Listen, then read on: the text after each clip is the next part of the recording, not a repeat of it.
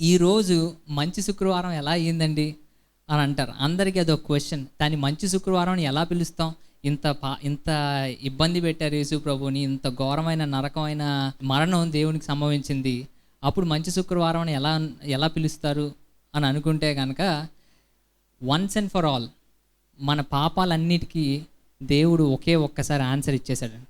అది కల్వరి సిలువలో ఆయన మన కోసం ప్రాణం పెట్టాడు. ఆయన మన కోసం ప్రాణం పెట్టడం ద్వారానే మనకి మానవాళికి పాపానికి ప్రాయశ్చిత్తం జరిగింది. మానవ పాపానికి పరిహారార్థం దొరికింది. మానవులకి పాపమే లేకుండా పరిశుద్ధత అనుగ్రహించింది. అనుగ్రహించిన రోజే ఈ మంచి శుక్రవారం. అందు నిమిత్తమై మనం దీన్ని మంచి శుక్రవారం అని పిలుచుకుంటాం. అవునండి, ఈ మంచి శుక్రవారపు ఆరాధనలో దేవుని చేసిన ఆ గొప్ప కార్యాలని మనం నెమరు వేసుకుంటుండగా, కేవలం ఇది విని వెళ్ళిపోయే వారంగా కాకుండా, దీన్ని ఈ ఒక్కరోజుకి పరిమితం చేయకుండా, లేదా ఈ 40 days లెంట్ డేస్ అని అవని ఇవని దానికి మాత్రమే పరిమితం చేయకుండా, అనుక్షణము బైబిల్ వాక్యంలో సెలవిచ్చినట్టుగా సిలువని అనుక్షణము ధ్యానించేవారిగా మనం ఉండాలి. అనుక్షణము ధ్యానించి మన జీవితాలని సరిచేసుకునేవారిగా మనం ఉండాలి. అవునండి, ఆమెను చెప్దాం అందరూ ఒకసారి. అయితే యేసు ప్రభు ఎలా మరణం పొందాడు అనేది కనుక మనం చూసినట్లయితే, పిలాతు ద్వారా అన్యాయమైన తీర్పు తీర్చబడ్డాడు యేసు ప్రభు. అవునండి, బైబిల్లో మనం క్లియర్గా చూస్తాం, పిలాతు ద్వారా అన్యాయపు తీర్పు తీర్చబడింది మన యేసు ప్రభు. అన్యాయమైన తీర్పు అని ఎందుకు అన్నాను అని అంటే కనుక, అన్యాయమైన తీర్పు అంటే కనుక ప్రపంచంలో చూసినట్లయితే కనుక ఎవరినైనా కనుక, ఏ ఘోర నేరస్తుడినైనా కానీ ఎవరినైనా కానీ 12 గంటల్లో 6 సార్లు తీర్పుకు నిలబడిన వాళ్ళు ఎవరు లేరు. అందులోనూ రోమా సామ్రాజ్యపు ఆ రూల్స్ ప్రకారం అది అలా చేయకూడదు. అందుకే దాన్ని అన్యాయమైన తీర్పు అంటారు. ఎందుకనంటే ఏదైనా ఈ మనుషుల్లో ఏదైనా ఒక చిన్న తప్పైనా దొరుకుతుందేమోనని ఒకసారి చూశారు, అవల 2 సార్లు చూశారు, అలాగా 6 సార్లు, అంటే 12 hours 12 గంటల్లో 6 సార్లు ఏదైనా ఒక్కటైనా దొరుకుతుందేమోనని చూశారు. కానీ ఒక్కటి కూడా దొరకలేదు.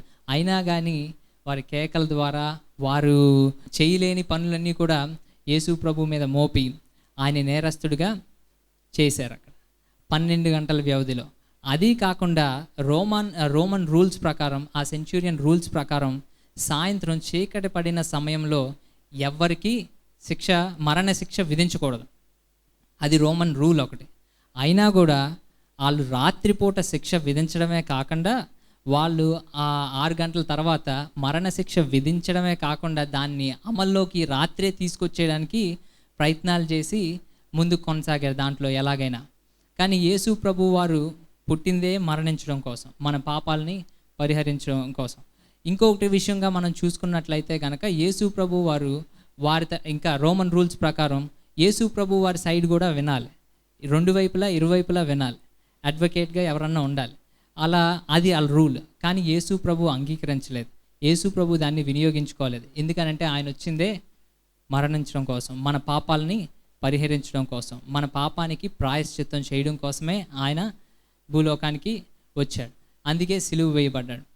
ఇవన్నీ చూసినప్పుడు కూడా ఎక్కడా న్యాయమైన తీర్పు తీర్చలేదు.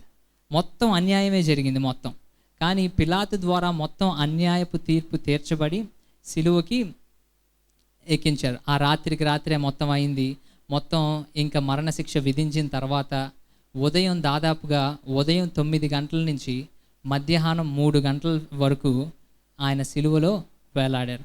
మరణశిక్ష విధించిన తర్వాత ఇజ్రాయేలీలు వీధుల్లో యేసు ప్రభువుని కొట్టుకుంటూ తీసుకెళ్ళి, కొరడాలతో కొట్టుకుంటూ తీసుకెళ్ళి గొల్గోతా అనే ప్రాంతంలో కల్వరి కొండపైన ఆయన్ని సిలువ వేసి దాదాపుగా 6 గంటల సేపు, ఉదయం 9 నుంచి సుమారుగా మధ్యాహ్నం 3 వరకు 6 గంటల సేపు నరకము అనుభవించిన మన యేసయ్య ఇదంతా ఎందుకు చేశారు అంటే కనుక, కేవలం మనల్ని ప్రేమించారు కాబట్టి.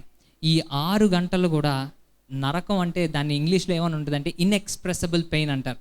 ఈ 6 గంటలు ఇంత ఘోరమైన నరకాన్ని అనుభవించారు యేసు ప్రభు కేవలం మన కోసం. అయితే ఈ 6 గంటల్లో పలికిన ఈ 7 మాటలే మనం ఈరోజు ధ్యానం చేస్తున్నాం. ఆయన బాధలో, ఆయన పెయిన్లో, ఆయన ఇన్ఎక్స్ప్రెసిబుల్ పెయిన్లో పలికిన ఈ 7 మాటలే ఈరోజు మనం ఒక్కొక్కటిగా ధ్యానం చేస్తున్నాం. అయితే చాలామందికి ఈ మాటలు, చాలామందికి మానవులకి చాలా క్వశ్చన్స్ ఉంటాయి మైండ్లో, ఆలోచనలు, థాట్స్, ఏది నిజం, ఏది అబద్ధం, ఏంటి, ఎలా, హౌ, వై అనే చాలా క్వశ్చన్స్ ఉంటాయి. అన్నిటికీ ఈ 7 మాటలు మానవాళికి గొప్ప సమాధానంగా ఒక్కసారే దేవుడు అందరికీ సరిపడా ఆన్సర్ 7 మాటల్లో ఇచ్చేశాడు. అయితే ఈ 7 మాటలు అన్నీ ఒక దగ్గర మనం చదువుకుంటున్నట్టు ఒక దగ్గర కూర్చోబడలేదు, కానీ వివిధ సువార్తల్లో పెట్టారు. పరిశుద్ధాత్మ ప్రేరేపణ ద్వారా 4 సువార్తల్లో ఈ 7 మాటలు ఉన్నాయి. అయితే దాంట్లో మొట్టమొదటిగా మనం చూద్దామని, మొట్టమొదటి మాట ఏంటి అని అంటే కనుక లూకా సువార్త 23:34 తండ్రి వీరేమి చేయుచున్నారో వీరు ఎరుగరు గనక వీరిని క్షమించమని చెప్పాను. The first announcement that was made on the cross was about forgiveness. ఒక గొప్ప ప్రకటన సిలువ నుంచి చేయబడింది ఏంటంటే క్షమాపణ లేదా క్షమించడం. ఎందుకనంటే కనుక క్షమాపణ లేకపోతే దేవునితో సహవాసం లేదు. మనం ఎవరినైనా ప్రేమించలేదు అనుకోండి, వాళ్ళని క్షమించలేం. మనల్ని ప్రేమిస్తేనే వాళ్ళని క్షమించగలం. ఇప్పుడు దేవుడు మనల్ని ఎంత ప్రేమిస్తే మనం ఆయన్ని ఎన్నిసార్లు ఇబ్బంది పెట్టినా కానీ అన్నిసార్లు మనల్ని క్షమించగలిగిన హృదయం కలిగిన వాడు మన దేవుడు. ఆ కల్వరి సిలువలో ఆయన చేసిన ప్రకటన ఏంటి అంటే, తండ్రి వీరేం చేయుచున్నారో ఎరుగురు కనుక వీరిని క్షమించండి. అదే మాట ఈరోజు మనందరికీ కూడా చెప్తున్నాడు యేసయ్య. వీరేం చేస్తున్నారో వీరు ఎరుగును కనుక వీరిని క్షమించమని దేవుడు ఈ ఉదయకాల సమయంలో మనకి గుర్తు చేస్తున్నాడు. అయితే యేసు ప్రభు భూలోకంలో పరిచర్య చేస్తున్న సమయంలో కపెర్నహూము ప్రాంతంలో ఆయన పరిచర్య చేస్తున్న మినిస్ట్రీ చేస్తున్న టైంలో ఒక సిక్ పర్సన్, ఒక అనారోగ్యంతో బాధపడుతున్న ఒక వ్యక్తి, పక్షవాయువు గల ఒక వ్యక్తి యేసు ప్రభు కంటపడతాడు. అంటే వాళ్ళ సహోదరులందరూ కలిసి ఆయన్ని తీసుకొస్తారు, ఆయన్ని స్వస్థపరచడం కోసం, స్వస్థత కోసం యేసు ప్రభు దగ్గరికి వస్తే స్వస్థత వస్తుంది కదా అని తీసుకొస్తారు. తీసుకొచ్చినప్పుడు అక్కడ యేసు ప్రభు చుట్టూరు జనాలు ఉండడం వల్ల ఆయన లోపలికి వెళ్ళడానికి కుదరదు. ఆ స్టోరీ అందరికీ తెలిసిందే కదండి, కొత్తదేం లేదు. సో అయితే వాళ్ళు ఏం చేశారంటే పట్టుదల కలిగి ఏదేమైనా కానీ ఇవాళ యేసు పాదాల దగ్గరికి ఇన్ని పెట్టాలి, యేసయ్య దగ్గర స్వస్థత వస్తుంది అని నమ్మి వారందరూ ఏం చేశారు, ఇంటి పైకి వెళ్ళి పైకప్పు రూఫ్ ఓపెన్ చేసి సరాసరి పైనుంచి కిందకి ఆయన మంచంతో సహా కిందకి పెడితే ఆయన పాదాల దగ్గరికి పెట్టినప్పుడు యేసు ప్రభు చెప్పిన మొట్టమొదటి మాట ఏంటండి, నీ పాపములు క్షమించబడినవి అని దేవుడు సెలవిచ్చాడు అక్కడ. అది ఆ మాట విన్నప్పుడు చాలా ఆశ్చర్యంగా అనిపించింది. మీ అందరికీ ఆశ్చర్యంగా అనిపించిందో లేదు కానీ నాకు కొంచెం ఆశ్చర్యంగానే అనిపించింది. ఎందుకనంటే అక్కడ ఎందుకు తీసుకొచ్చారు ఆ వ్యక్తిని? స్వస్థత కోసం తీసుకొచ్చారు. యేసు ప్రభు వారు చెప్పిన మాట ఏంటి, నీ పాపములు క్షమించబడ్డాయి. ఎక్కడ సింక్ కుదరట్లేదేంటి అని, ఎక్కడ కనెక్షన్ కుదరట్లేదేంటి అని అనుకుంటున్నారేమో, కానీ అక్కడ యేసు ప్రభు చెప్పింది ఏంటంటే అందులో ఒక గొప్ప సత్యాన్ని మనందరికీ నేర్పించారు. అది ఏంటి అని అంటే, Jesus didn't come to address the fruits but he came to address the route. మనకి కావాల్సిన పైవి ఏవైతే లేదా ఆ పైవి మనకు కనిపించేవి కోసం రాలేదు, కానీ మన అంతరంగంలో ఉన్న కావాల్సిన వాటికి కూడా దేవుడు అంతరంగంలో కావాల్సిన వాటిని కూడా దేవుడు ఇవ్వడానికే యేసయ్య ఈ లోకానికి వచ్చాడు అనే సత్యాన్ని క్లియర్గా ఆ వచనం ద్వారా మనకు తెలుస్తుంది. ఎందుకనంటే కనుక ఆ పక్షవాయువు గల వ్యక్తి దేవుడు చెప్పినప్పుడు నీ పాపములు క్షమించబడినాయి అని చెప్పినప్పుడు ఏమైంది అని అంటే కనుక బైబిల్ క్లియర్గా చెప్తుంది, చాలా వరకు మన అనారోగ్యాలే కానీ మన ఇబ్బందులే కానీ దేవునికి విధేయత లేకుండా ఉండడం వల్ల లేదా అవిధేయత వల్ల వచ్చినవే. చాలా అనారోగ్యాలు కూడా అలాగే వచ్చినవి. గ్రాంటెడ్, గివ్ అండ్ టేక్ 90%, ఇంకో 10% మనం ఈ పతనం అయిపోయిన వరల్డ్లో ఉన్నాం కాబట్టి, ఫాలెన్ వరల్డ్లో ఉన్నాం కాబట్టి కొంచెం పొల్యూషన్ వల్ల అవ్వచ్చు, కొంచెం వేరే విధాన అనారోగ్యాలు కూడా అవ్వచ్చు. కానీ most of the time Bible క్లియర్గా చెప్తుంది ఏంటంటే మన అనారోగ్యాలకి కారణం, మన ఇబ్బందులకు కారణం, మన డిప్రెషన్కి కారణం, మన యాంగ్జైటీకి కారణం, మన వీటన్నిటికీ కారణం ఏంటి అని అంటే కనుక క్షమాపణ లేకపోవడం. ఆ క్షమాపణ కలిగించడం కోసమే యేసు ప్రభు వారు ఆ ప్రకటన చేశారు. తండ్రి వీరేం చేయుచున్నారో వీరికి తెలియదు కనుక వీరిని క్షమించండి. ఆ సిలువలో ఆ కల్వరి కొండపై ఆ యేసు ప్రభు చేసిన ప్రకటన ఏంటంటే మనందరికీ క్షమాపణ దేవుడిచ్చాడు. ఆ పక్షవాయువు గల వ్యక్తిని కనుక మనం చూసినట్లయితే ఆయన పాపములు క్షమించబడిన తర్వాత అతను బాగుగా అయ్యి బాగు చేసి పంపించాడు దేవుడు. మనం కూడా చాలా వరకు మన జీవితాలు బాగుపడాలి, మన ఇబ్బందులన్నీ సరికావాలి, అన్నీ బాగుండాలి అని కోరుకుంటాం. కానీ మన ఆత్మ సంబంధమైన అవి ముందు స్ట్రైట్ అవ్వాలి, లేదా మన ఆత్మ సంబంధంలో అయినవి దాంట్లో బలపడితేనే కానీ ఇవి మన జీవితంలో జరగవు అనే సత్యాన్ని మర్చిపోయేవారుగా ఉంటున్నాం. కానీ యేసు ప్రభు వారు మనకి ఈరోజు సెలవిచ్చిన మాట ఏంటంటే, he didn't come to address the fruit, he came to address the route. మన హృదయంలో ఏదైతే పాపం ఉందో దానిని తీసివేయడం కోసం వచ్చారు. ఎప్పుడైతే ఆ పాపం తీసివేయబడుతుందో, ఎప్పుడైతే ఆ పాపం క్షమించబడుతుందో అప్పుడు మన జీవితాలు దీవెనకరంగా ఆశీర్వాదకరంగా మారతాయి. ఇప్పుడు చాలామంది మేము కౌన్సిలింగ్ చేసే టైంలో, నేను యూఎస్లో ఉన్నప్పుడు కూడా కౌన్సిలింగ్ చేసే టైంలో వాళ్ళందరికీ ఇది నేను చాలా ఇంట్రెస్టింగ్గా అనిపించేది. వాళ్ళందరూ వాళ్ళ యొక్క స్టోరీస్ అన్నీ చెప్తూ ఉండేవాళ్ళు. నాకు డ్రింకింగ్ హ్యాబిట్ ఉందండి, మానేయలేకపోతున్నాను. నాకు స్మోకింగ్ హ్యాబిట్ ఉంది, నాకు డ్రగ్స్ అలవాటు అయిపోయినాయి, లేదా నాకు గ్యాంబ్లింగ్ అలవాటు అయిపోయింది, ప్యాకెట్లకి వీటికి అలవాటు అయిపోయింది అని చెప్తూ ఉంటారు. చెప్పిన తర్వాత వాళ్ళని క్లియర్గా వాళ్ళతో మాట్లాడిన తర్వాత చివరిగా చెప్పేది ఏంటంటే, అసలు ఇది ఎలా స్టార్ట్ అయింది అని ఆలోచిస్తే కనుక దాని చివరిగా చెప్తారు ఏంటంటే, నాకు ఒక బ్రేకప్ అయిందనో, ఎవరో ఒకళ్ళు నన్ను విడిచిపెట్టారనో, నన్ను ప్రేమించలేదనో, నాకు ఇలాగా లోన్లీగా ఫీల్ అయ్యాననో, అందుకోసం దాన్ని రిప్లేస్ చేయడం కోసం వేరే వాటికి నేను బానిసనవుతున్నాను. దాన్ని టెంపరీగా ఆ గాయాన్ని టెంపరీ వూండ్స్కి నేను మందు పూసుకోవడానికి ఇలా వివిధ రకాలుగా వెళ్తున్నానని. కానీ పైకి కనిపించేవి అందరూ అడ్రస్ చేస్తారు ఏంటి, అయ్యో నేను వాళ్ళు సిన్సియర్గా ట్రై చేస్తారు. చాలామంది క్రిస్టియన్స్ కూడా, చర్చిలో ఉన్నవారు కూడా చాలామంది క్రిస్టియన్స్ డ్రగ్స్కి అడిక్ట్ అయిపోయి స్మోకింగ్, డ్రింకింగ్ వీటికి చాలా కష్టపడతారు దాని నుంచి బయటికి రావాలి అని. ఆ రీహాబ్ ప్రోగ్రామ్ అని, ఈ రీహాబ్ ప్రోగ్రామ్ అని మొత్తం ప్రోగ్రామ్స్ చుట్టూ తిరుగుతారు వాళ్ళు. మీరు ఎప్పుడైనా అడ్వర్టైజ్మెంట్స్లో చూసారు లేదో, 21 days మా దగ్గరికి వస్తే చాలు నీ సిగరెట్లన్నీ మానిపోతాయి, 21 days మా దగ్గరికి వస్తే చాలు మీరు ఫ్యామిలీ ప్యాక్ ఉన్న వాళ్ళు కూడా మొత్తం 6 pack అయిపోద్ది, మీరు 21 days మా దగ్గరికి వస్తే చాలు అన్నీ సెట్ అయిపోతాయి అని ఇలా అడ్వర్టైజ్మెంట్లు చెప్తారు. ఆ 21 days బాగానే ట్రై చేస్తారు, కానీ మళ్ళీ 30th day మళ్ళీ స్టార్ట్ అవుతుంది. ఎందుకంటే వాళ్ళు పైన ఉన్న వాటిని లేదా పైకి కనిపించే వాటిని అడ్రస్ చేస్తున్నారు తప్ప ఎవరికి కనబడిన లోతులు, వాళ్ళ హృదయంలో జరిగిన బాధల్ని అడ్రస్ చేయలేకపోతున్నారు. అది అడ్రస్ చేసింది ఎవరు అని అంటే కనుక యేసయ్య. ఈ లోకంలో వాటిని అడ్రస్ చేసేవాళ్ళు ఎవరూ లేరు. చాలా రీహాబ్ ప్రోగ్రామ్స్ ఉండొచ్చు, న్యూట్రీ లైఫ్లో ఎవరికి అగెన్స్ట్గా క్యాంపెయిన్ చేయట్లేదండి ఇక్కడ, కాకపోతే చాలా చెప్తారు. కాబట్టి వారు అందరూ కూడా ఏంటి అని అంటే కనుక పైన కనిపించేవి మాత్రమే అడ్రస్ చేస్తారు.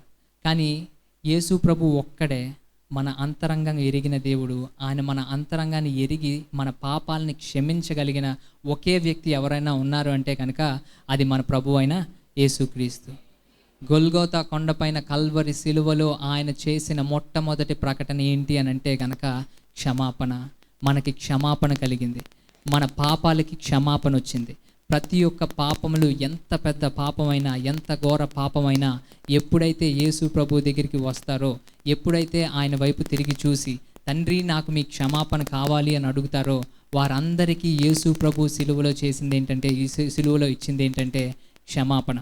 ఎందుకంటే ఆ క్షమాపణ లేకపోవడం వల్లే మన జీవితంలో శాంతి సమాధానం ఉండవు. ఆ క్షమాపణలో ఆ పాపం వల్లే మన జీవితాలు శాంతి ఉండదు, సమాధానం ఉండదు, ఎప్పుడూ గొడవలే, చుట్టూ ఉన్న వాళ్ళతో ఇబ్బందులే.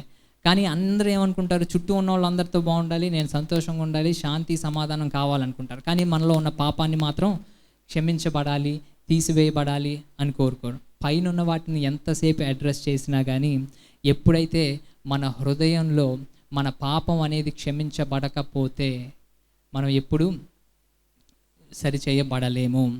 రెండోదిగా ఏంటి అని అంటే కనుక యేసు ప్రభు వారు సిలువలో చెప్పినది ఏంటి అని అంటే కనుక మత్తయి సువార్త 18వ అధ్యాయం 21వ వచనం చూద్దామని.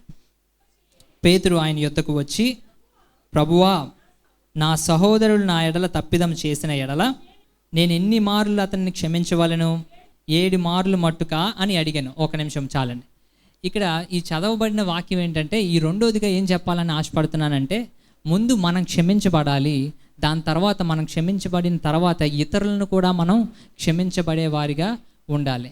యేసయ్య ఏది ఆయన చెయ్యకుండా మనకు చెప్పలండి.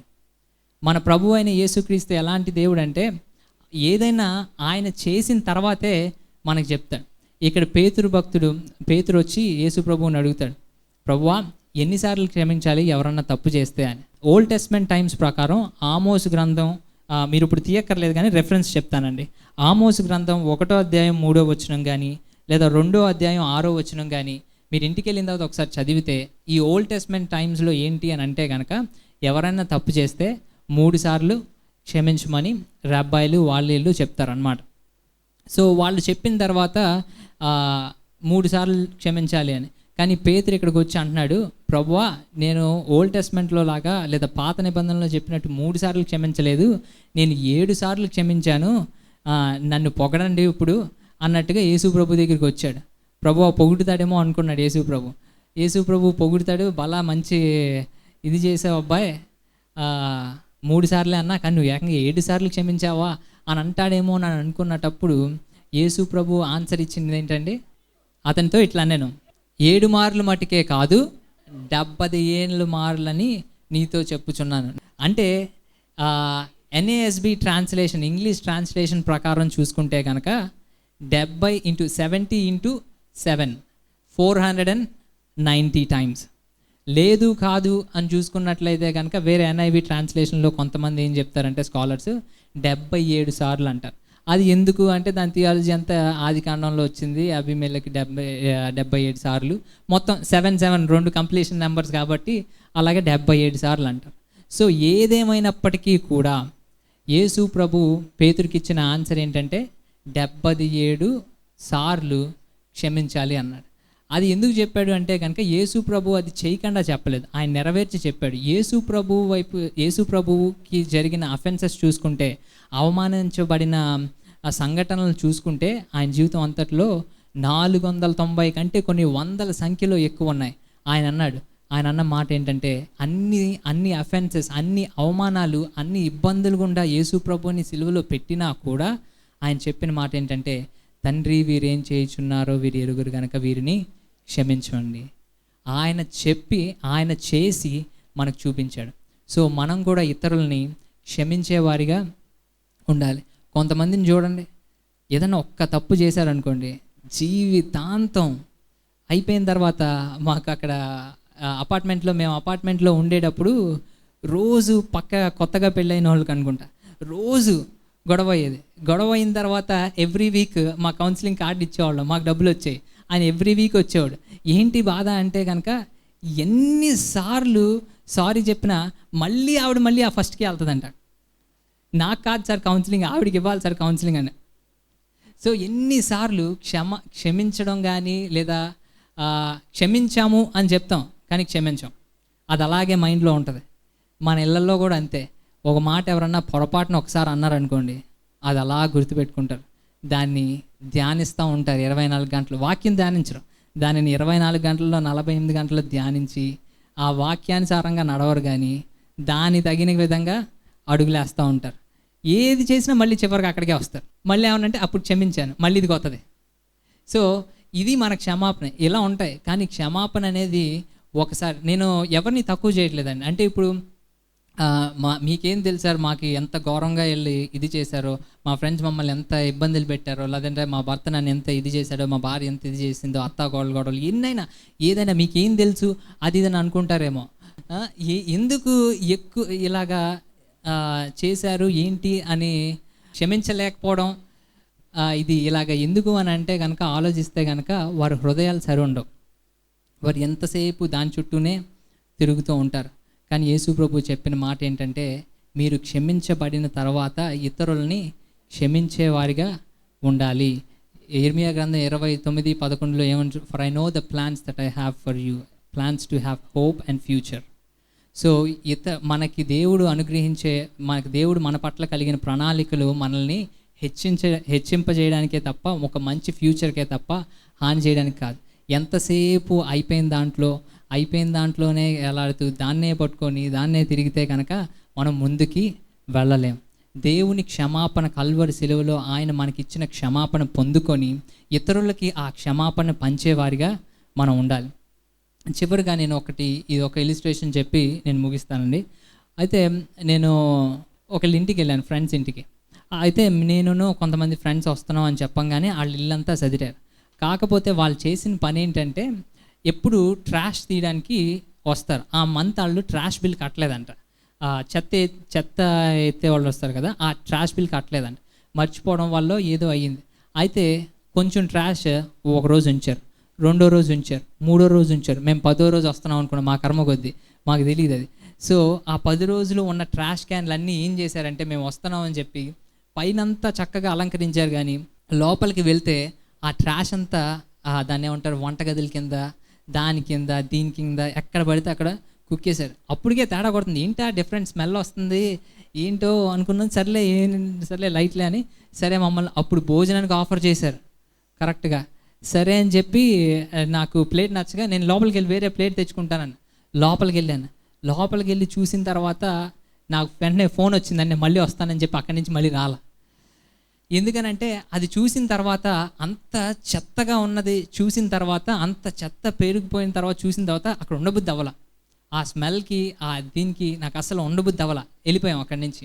ఇది మనకు ఎందుకు చెప్పానంటే కనుక మన జీవితాల్లో కూడా ఎప్పటికప్పుడు మన పాపాలని బయటికి తీసి యేసు ప్రభు పాదాల దగ్గర పెట్టేవారిగా ఉండాలి. కానీ చాలామంది ఏంటంటే అమ్మో ఈ చెత్త చూస్తే పక్కన వాళ్ళు ఏమనుకుంటారో, నాలో ఈ లోపం ఉందని తెలిస్తే పక్కన వాళ్ళు ఏమనుకుంటారో, అన్నీ వాళ్ళల్లో వాళ్ళే ఒకదానిపైన ఒకటి పేర్ చేసుకుంటూ ఉంటారు. చివరికి వచ్చి చూస్తే అది ఓ ట్రక్ కాదు, లారీ అవుతుంది. అది అప్పుడు ఎప్పటికైనా పాపం బయటకు వస్తుంది. అది వచ్చే టైంకంటే ఎప్పటికప్పుడు బయటికి తెప్పించేసుకొని యేసు ప్రభు పాదాల దగ్గరికి పెట్టి యేసు ప్రభుని క్షమించమని అడిగి ఆయన మనకిచ్చిన క్షమాపణ మనం కోరితే కనుక, ఆయన సిలువలో మనకి అనుగ్రహిస్తున్న క్షమాపణ మనం అంగీకరిస్తే మన జీవితాలు దీవెనకరంగా, ఇతరులకి ఆశీర్వాదకరంగా, సువాసన వెదజల్లేవారిగా మనం ఉండాలి. అలా ఉండే స్థితికి దేవుడు తీసుకురావాలని చెప్పి యేసు ప్రభు సిలువలో ప్రకటించిన మొట్టమొదటి ప్రకటన ఏంటి అంటే కనుక మన పాప క్షమాపణ లేకపోతే కనుక నీ జీవితం దీవెనకరంగా మారదు, నువ్వు శాంతి సమాధానంగా ఉండలేవు, ఇతరులకి ఆశీర్వాదకరంగా ఉండలేవు. ఆమేన్.